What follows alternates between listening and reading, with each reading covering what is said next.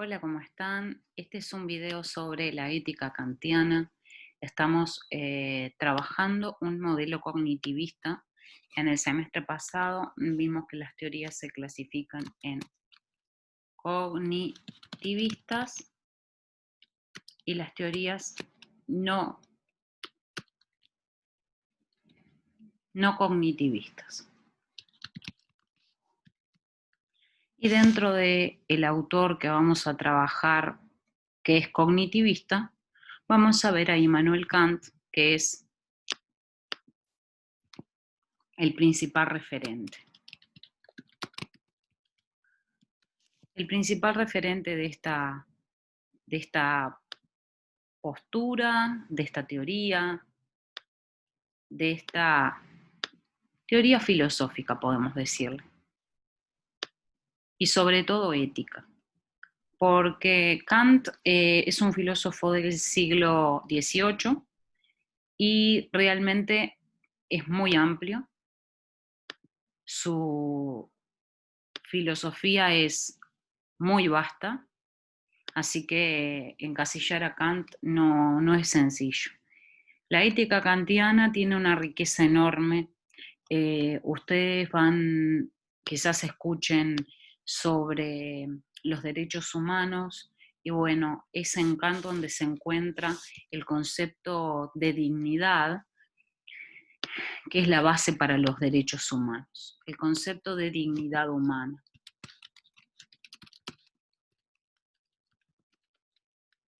Ese es uno de los grandes aportes de Kant, es el padre de los derechos humanos.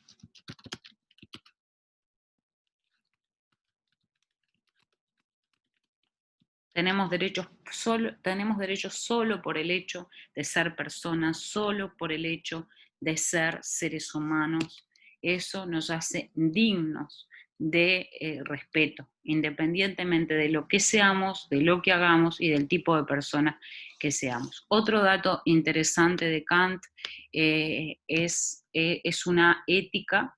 Voy a anotar acá que características de su ética. Una de las características es que es una ética intencionalista,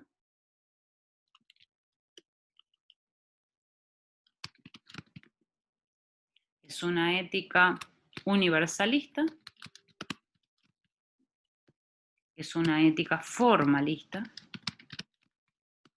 es una ética intencional, universal, formal, y hay otras características que ya voy a anotar porque en este preciso instante no recuerdo.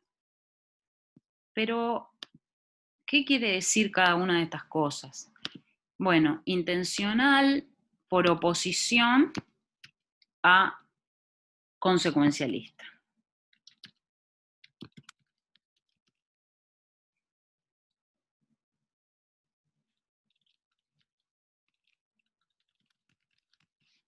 La ética de Kant no es una ética de las consecuencias, no es una ética del resultado de mis acciones. Por otro lado, es una ética universal y hay que entender cómo Kant logra justificar la universalidad de las acciones. ¿Cómo puede ser que una acción sea universal cuando todas las personas somos diferentes, tenemos distintos niveles socioculturales, tenemos distintas formas de vida y fuimos criados de manera distinta? Eso es difícil de entender, pero al mismo tiempo es lo que vuelve a Kant fascinante. Es lo que hace de Kant un filósofo de las ligas mayores, y no solo un filósofo, es un autor que realmente vale la pena. ¿En qué sentido? Vale la pena porque su universalismo nos dan pautas valiosas a la hora de pelear con el relativismo. Y voy a poner acá por oposición al relativismo. Y dentro de la ética creo que no hay nada más difícil de justificar que la universalidad. El hecho de que hay cosas que son universalmente malas y cosas que son universalmente buenas. A veces yo hago a mis estudiantes, a cualquier estudiante de cualquier nivel, la pregunta de si podemos comparar diferentes culturas y podemos hablar de la superioridad en algún aspecto de una cultura sobre otra. A lo que la mayoría me responde de que no hay criterio de que quién somos nosotros para decir que nuestra cultura o que X cultura es mejor que otra. Y entiendo esto de decir, bueno, nosotros no nos criamos, ni estudiamos, ni aprendimos, ni vivimos, ni experienciamos una cultura distinta de la nuestra, salvo personas que han tenido esa experiencia de vivir en una cultura muy distinta, en un lugar muy distinto, porque dentro de Occidente hay muchos criterios y valores compartidos. Si nos vamos a Oriente, ese es otro cantar. Y es cierto que podemos decir, bueno, incluso si nos vamos a vivir a Argentina, el argentino tiene una manera distinta de ser al uruguayo. Si nos ponemos finos, tiene una manera distinta de hablar, una manera distinta de comportarse, una distinta manera de vivir la vida. Sin embargo, esas diferencias son mínimas si comparamos culturas diametralmente opuestas, como puede ser el Islam, una cultura musulmana. Y bueno, si nos vamos a un extremo, nosotros nos podemos preguntar si podríamos juzgar de superior o de inferior algún aspecto de la cultura musulmana con respecto a la nuestra. Y ante esto todos me responden que no es posible. A eso se le llama relativismo cultural y también eso deriva en un relativismo moral. ¿Por qué? Porque, bueno, si la moral son conjunto de creencias, valores, costumbres que una sociedad o una cultura determina y que se transmiten de generación en generación, entonces nosotros no vamos a estar en condiciones de juzgar una cultura distinta de la nuestra, ni una moral distinta de la nuestra. Esto trae muchos problemas. El relativismo moral y el relativismo cultural trae ciertos problemas.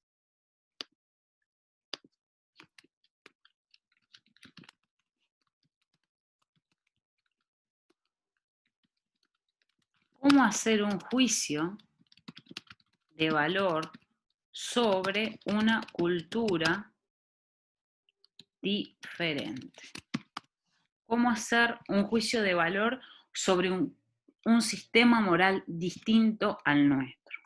Bueno, y acá es donde entra Kant y donde está la riqueza de Kant. El hecho de que nos brinda una argumentación para discutir ese relativismo. Ese relativismo que se acuerdan que en las teorías de la verdad había un apartado que decía yo tengo mi verdad y esa verdad es incuestionable porque es mi verdad, es mi experiencia, son mis sentimientos, es como yo veo la vida. Ese plano es respetable, ese plano es indiscutible. ¿Cómo yo voy a poder discutir con una persona respecto a sus experiencias personales? No hay duda de que ese plano, el plano de la subjetividad, es algo tan personal y tan íntimo que no podemos ponernos de jueces de experiencias personales ajenas. El problema se trata de cuando no logramos diferenciar lo privado de lo público, que hay cosas que son muy personales e íntimas y que uno no las puede juzgar, pero hay otras cosas que son públicas y que no dependen de cómo nosotros veamos la vida y que afectan a los demás. Entonces ahí es donde no podemos decir, bueno, perfecto, esta es tu experiencia, esta es tu forma de ver el mundo y no nos metemos más, se acaba la discusión. El relativismo cultural hace que no podamos juzgar sobre una cultura diferente, una religión diferente, un sistema moral diferente, pero además invalida la discusión ética. La invalida, porque no podemos discutir respecto a nada si es bueno o malo, porque voy a evaluar lo bueno y lo malo desde mi sistema de creencias y mi interlocutor, la cultura con la que esté discutiendo, la religión con la que esté discutiendo, la sociedad con la que esté discutiendo, el colectivo humano, va a discutir desde sus parámetros. Entonces, el relativismo cultural tiene tiene un atractivo. El atractivo es de que yo de alguna manera me escondo. No, decir me escondo es como de alguna forma como desprestigiar a este relativismo. Hay cosas que son relativas y que es válido que sea relativo, ¿no? Sin embargo, ya cuando queremos discutir sobre una cuestión moral, cuando queremos discutir sobre lo bueno o lo malo, lo justo o lo injusto, ahí es donde aparece el problema. ¿Cómo yo puedo hacer un juicio de valor y cómo puedo tener una discusión donde podamos incluso llegar a algún acuerdo si todo es relativo?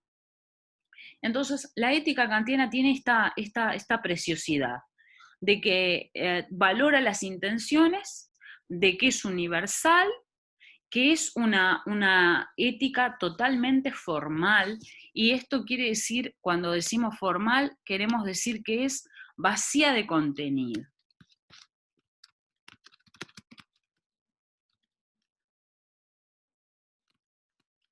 Por oposición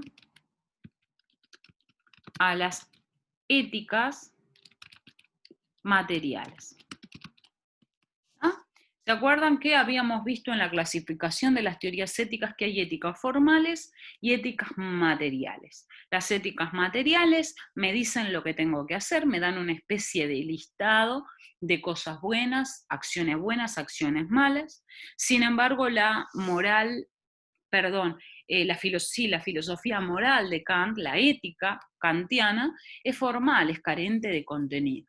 Entonces, nosotros no vamos a hablar de lo bueno o lo malo, sino de lo correcto o lo incorrecto, lo que respeta ciertas reglas, y vamos a dejar por fuera a esas acciones que no respetan ciertas reglas. ¿Por qué Kant marca la cancha? ¿Por qué Kant es importante? Justamente por esto. El gran legado de la ética kantiana es regalarnos el concepto de dignidad humana y el concepto de derechos humanos. Y todo esto surge a partir de su concepción respecto al ser humano. ¿Qué es el ser humano? Para poder entender esto tenemos que preguntarnos qué es el hombre. ¿Qué es el ser humano? Si ustedes se acuerdan de la unidad introductoria del semestre pasado, esta es una pregunta antropológica. ¿Ah? ¿Qué es el ser humano? El ser humano, bueno, para algunos el ser humano es materia, es un ser biológico, no tiene diferencia con el animal, la diferencia con los animales es de grado. Bueno, para Kant evidentemente el hombre tiene algo diferencial, tiene algo especial. ¿Qué es eso diferencial que tiene el ser humano? Bueno, el ser humano es el único ser que puede salir del plano fenoménico. ¿Y qué es el plano fenoménico? Es el plano atado al concepto de causa-efecto. Y por otro lado, puede entrar al plano nouménico. Fenómeno, noumeno. Yo no los quiero complicar con conceptos que son muy filosóficos y muy profundos, simplemente quiero llegar a esto que es la dignidad, los derechos humanos y todo lo que tiene más que ver con ética, y con ética para llegar a las profesiones, para llegar a los derechos. No podemos hablar de los derechos de un trabajador si no hablamos del derecho de una persona a vivir, a estar segura. ¿Ah? ¿Y por qué tiene ese derecho? Justamente porque ese derecho lo tiene por ser una persona. ¿tá? ¿Y qué es una persona? ¿Qué es ser una persona? Primero eso es ser un ser humano, es ser parte de nuestra especie. Y esto no significa no valorar a otros seres vivos, no significa no valorar a los animales o los derechos que puedan tener los animales, sino el reconocer la especificidad del ser humano. Aristóteles decía que el hombre es un animal racional, que el hombre es un ser que piensa. Para Kant, esa distinción está en poder ser libre. ¿Ah?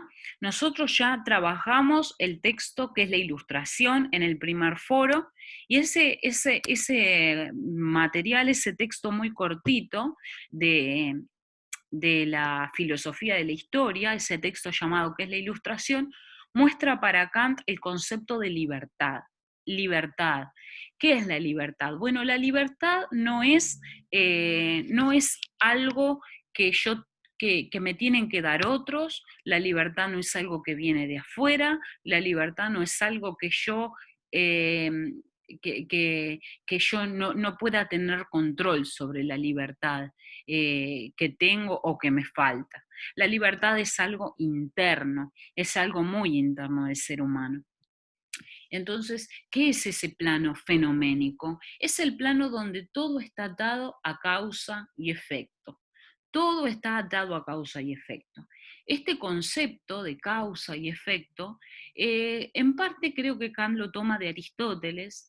Aristóteles, del cual nosotros ya trabajamos, tiene una manera tiene un estilo argumentativo donde Aristóteles reconoce de que cada cosa tiene una causa y que tenemos la causa de una causa y la causa de una causa, pero que la mente nos lleva a buscar la causa original, la causa primera, lo que le dé sentido a todas las demás causas.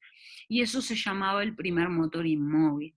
Después, cuando en la ética Aristóteles dice de que nosotros hacemos cosas, hacemos una cosa para obtener otra y hacemos una cosa para obtener otra, tiene que haber algo que le dé sentido a todas esas acciones, y eso es la felicidad.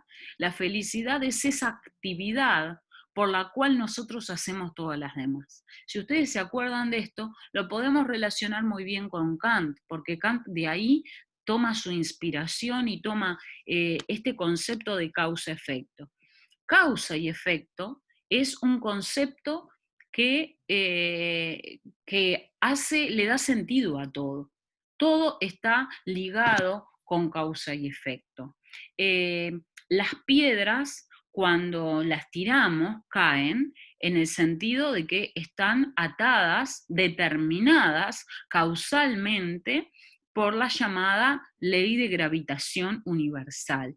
Entonces, al mismo tiempo, en el plano natural y biológico, en el plano natural, todo está determinado causalmente. Y nosotros, los seres humanos, biológicamente, así como un perro, un gato, una flor, una piedra, también estamos atados causalmente.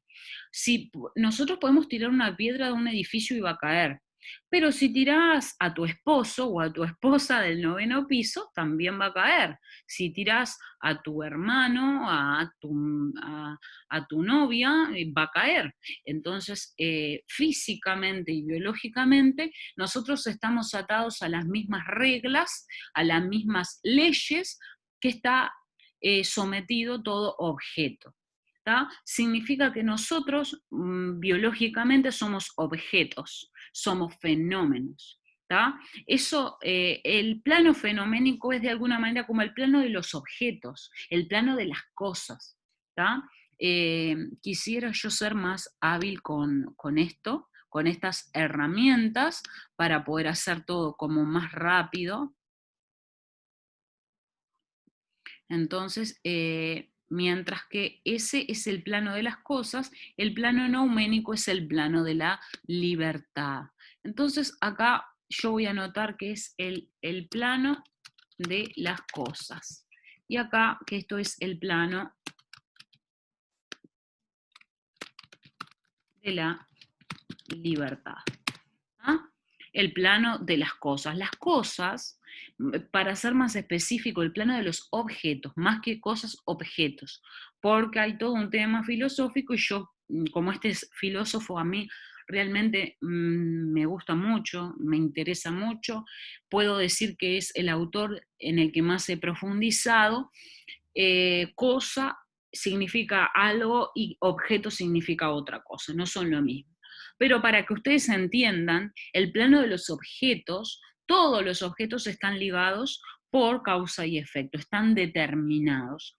Y la palabra determinado, decir que algo está determinado, quiere decir necesariamente que no es libre, está atado, está determinado, su conducta se explica por causa y efecto. Eso en el plano de las cosas. Pero sabemos que no todo, nosotros como seres humanos, no somos solo seres vivos y biológicos. Está la parte social, la parte cultural, la parte moral. Entonces podemos decir que el ser humano es fenoménico en cuanto a su cuerpo biológico, en cuanto a nuestra humanidad, en cuanto a nuestra anatomía. Nosotros no nos diferenciamos de cualquier animal ni de cualquier objeto, ¿tá? O sea, somos seres biológicos, la biología la podemos reducir a la química, estamos hechos de sustancias químicas y esas sustancias químicas están hechas de átomos que tienen protones, neutrones, electrones y muchas cosas más. Los físicos lo saben mucho mejor y la física, o sea, el comportamiento de las partículas tiene un determinado comportamiento y esas partículas se comportan iguales, ya sean partículas provenientes de una piedra, provenientes de un pedazo de pan, provenientes de un gato o provenientes de una persona. A ver si estamos claros. Pero por otro lado, nosotros somos también, además de ser seres biológicos, también somos seres sociales. Como seres sociales,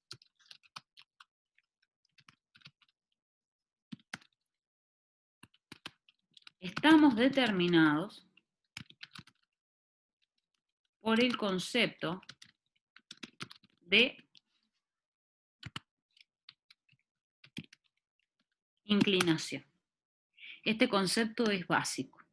Y yo quiero que ustedes se lo anoten, se lo apunten, se hagan un cartel, lo que quieran, pero que el concepto de inclinación es fundamental en la ética kantiana, sobre todo en la ética. A nosotros nos va a importar la ética.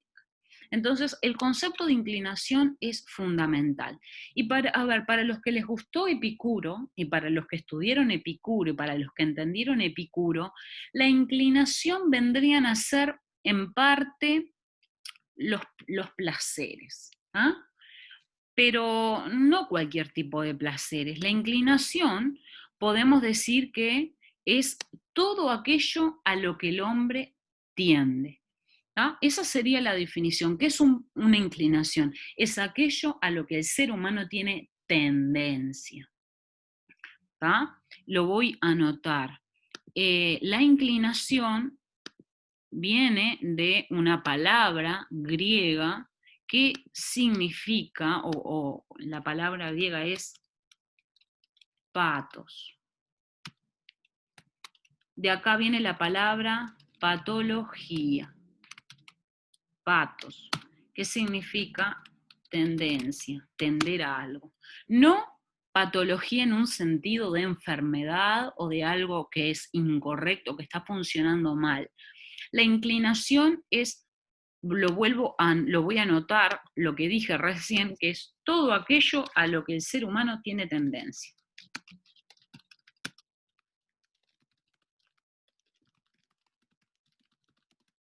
Todo a lo que el ser humano tiene tendencia. ¿Ah? Y cierro comillas. Perfecto. Ahora, ¿qué es a lo que nosotros tenemos tendencias? Sabemos que, por ejemplo, a comer, tomar agua, abrigarnos, protegernos, preservar la vida, conservar, instinto de conservación. Bien, perfecto. Pero estas tendencias son, es a lo que todo ser biológico tiene tendencia, ¿no? Mi gata también, cuando tiene hambre come, cuando tiene sed toma agua, cuando tiene frío busca el calor, busca protegerse, sentirse segura y conservarse si se siente amenazada, saca las garras, etc. Perfecto, entonces esto no me distingue de los seres, de los animales, de cualquier otro ser vivo. ¿Está? Ahora, la inclinación también se puede llevar al plano social. ¿Va? Kant a la sociedad le llama el reino de los fines. ¿Qué es el reino de los fines? Es la sociedad. ¿Y por qué el reino de los fines? ¿Se acuerdan que finalidad, la ciencia que estudiaba la finalidad, los fines, se llamaba teleología, no teología? La teología es la parte de la metafísica que estudia a Dios. La metafísica es parte de la filosofía, es la parte de la metafísica, o sea, de la filosofía que estudia a Dios. La teleología estudia los fines. Fines no en sentido temporal, sino en sentido de objetivo o finalidad. ¿Ok? ¿Y por qué la sociedad es el reino de los fines? Las sociedades es donde cada persona y cada colectivo humano y cada familia se plantea un objetivo y ese objetivo lo dirige y lo lleva a asociarse con otros. Nos asociamos con personas con fines similares, ¿no? De esa manera la sociedad se vuelve más y más compleja. En la sociedad, el reino de los fines, ¿qué es lo que reina? Reina, dice Kant, la inclinación, que en el reino de los fines la inclinación es fundamental. ¿Por qué? ¿Por qué? Porque de alguna manera nosotros seguimos ese mismo patrón, el mismo patrón de causa y efecto, pero acá el patrón es guiado por la inclinación, es el patrón de, lo voy a anotar acá porque no tengo lugar, de estímulo-respuesta. Estos conceptos, estímulo-respuesta, no está en Kant. O sea, ustedes lo que tienen que hacer es agarrar la fundamentación de la metafísica de las costumbres y leer capítulo 1 y 2.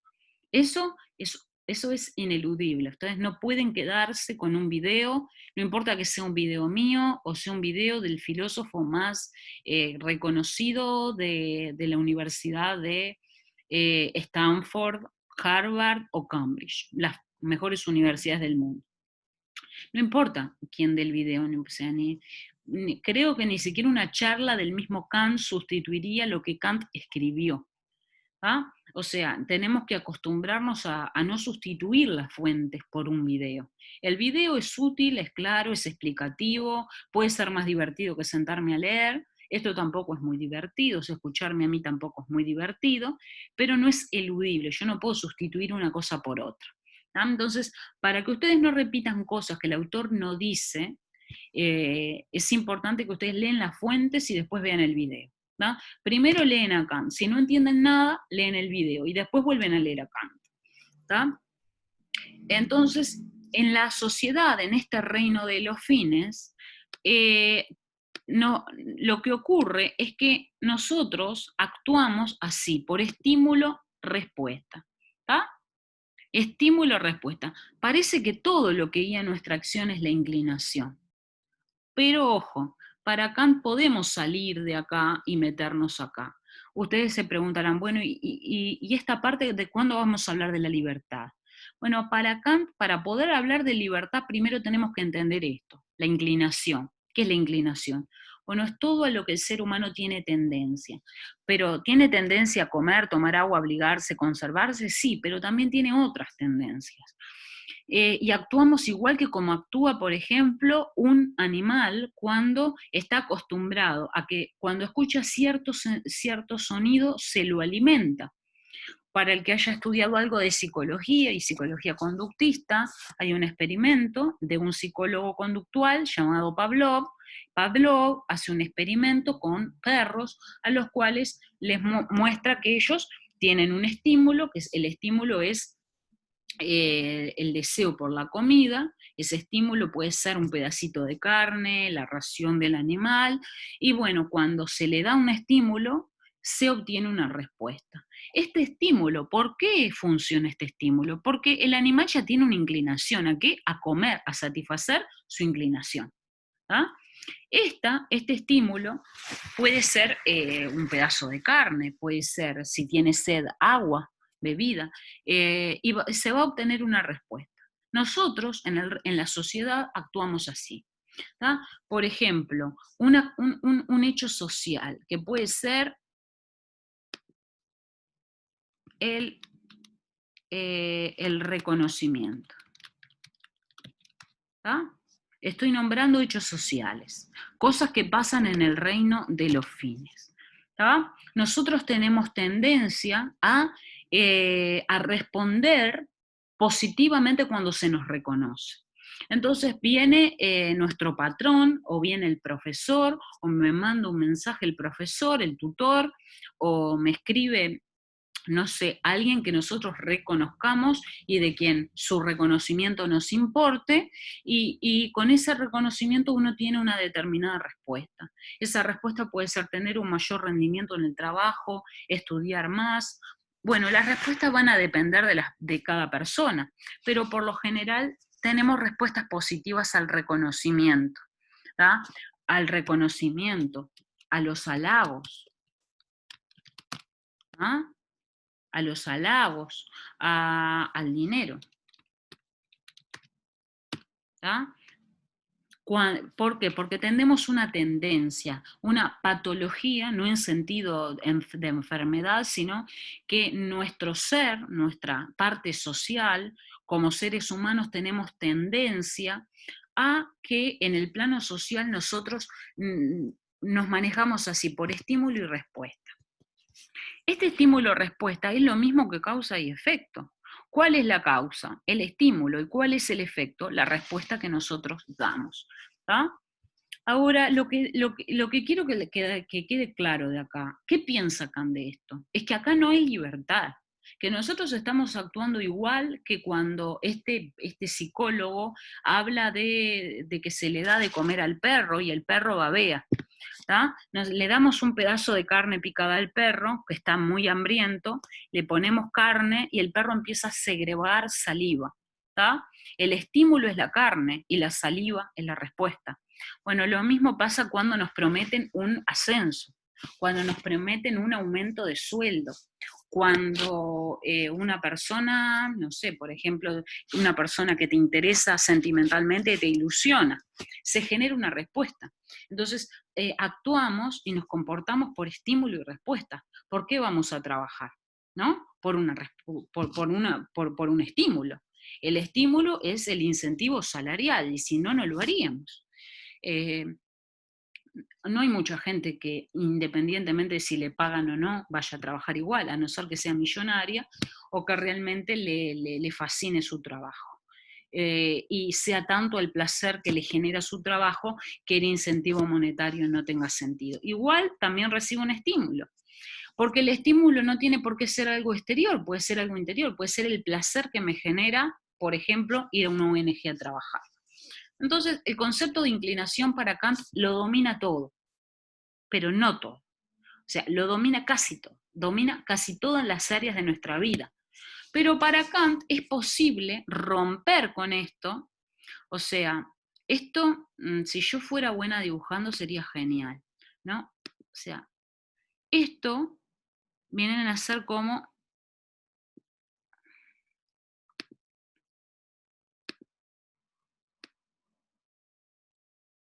Ay, ya me salió mal mi dibujo, pero no importa. Imagínense que esto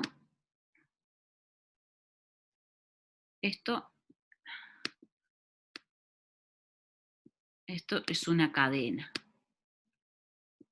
Está media enredada, pero es una cadena, donde tenemos eslabones, y esta cadena de estímulo, respuesta, yo soy mucho mejor con los conceptos que con los dibujos. Nosotros nos comportamos así. Nos dan un estímulo, tenemos una respuesta. Nos dan otro estímulo, que a veces ese estímulo puede depender de nuestra respuesta, y tenemos otra respuesta. Y nos vuelven a dar otro estímulo. Y así sucesivamente. Esto es como una cadena. Acá no hay libertad. Acá no hay ningún tipo de libertad. ¿Ah? Esto lo voy a borrar porque la verdad que salió tan mal que no se va a entender. Pero igual creo que se entendió lo que quise decir, de que es una cadena de causa y efecto. Y por eso Kant asocia ese causa y efecto con esto. O podemos, mejor dicho, yo lo puedo asociar a causa y efecto con este concepto de estímulo y respuesta. Acá no hay libertad. ¿Dónde está la libertad en poder salir de esa determinación de la que estoy programada? Estamos programados para actuar así, en parte por naturaleza y en parte por el condicionamiento social y por la forma en la que vivimos. Actuamos así, de modo en que en este plano no hay libertad. La pregunta es, ¿podemos actuar de manera diferente? Y esa es una pregunta. ¿Podemos actuar no determinados causalmente, no atados a la inclinación? Y Kant responde sí. Kant responde que sí. Y acá está la respuesta. Acá está la respuesta. La respuesta está en el reino de la libertad. Acá está la respuesta.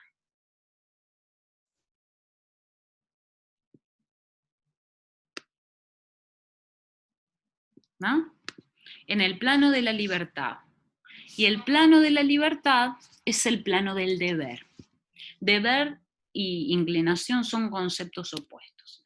En una segunda clase voy a seguir explicando este tema, porque si no la clase se me va a hacer muy larga, pero bueno, en este primer video lo que yo quería era explicar un poco quién es Kant, situarlo que está desde el lado cognitivista, o sea, podemos conocer lo que es bueno y lo que es malo, podemos racionalmente conocer y entender la bondad y la maldad moral. Gracias a Kant tenemos el concepto de dignidad humana, que es la base para los derechos humanos. Es una ética de las intenciones, o sea, lo que importa no es el resultado, sino la intención. La bondad moral o lo correcto moralmente hablando es algo que no se puede determinar por algo externo. Una persona y otra pueden actuar de la misma manera y sin embargo uno actuar bien y el otro actuar no mal, pero sí de una manera neutra. Eso lo vamos a explicar mejor después.